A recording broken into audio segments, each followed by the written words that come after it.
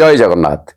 आसंतु जानिबा मकर राशिकर mask जाकर संक्षिप्त राशिफल। मासक जाकर कहले ज्येष्ठ मास वृष संक्रांति ठारू आषाढ़ मास मिथुन संक्रांति मासांत पर्यंत तेबे मकर राशि रे आपणकर कर्म क्षेत्र में बहु बाधा विघ्न देखा देवार संभावना रही। आउ जदि बाधा विघ्न देखादेव आपण अग्रगति किंतु लाभ करिवे।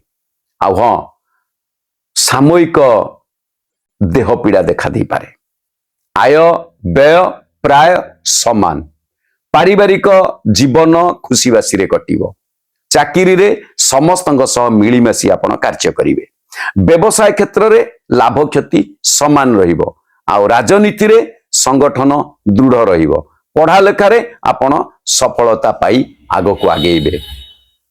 भल रही टिके ना को मझिरे किछि अछि किछि दरकार नाही। सकाळ उठी आपण पिता माता को मुंडियाटीए मारी निजर कार्य रे अग्रगति हुंतु।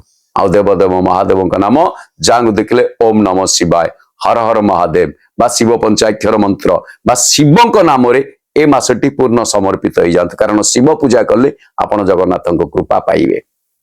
रहुची जय जगन्नाथ।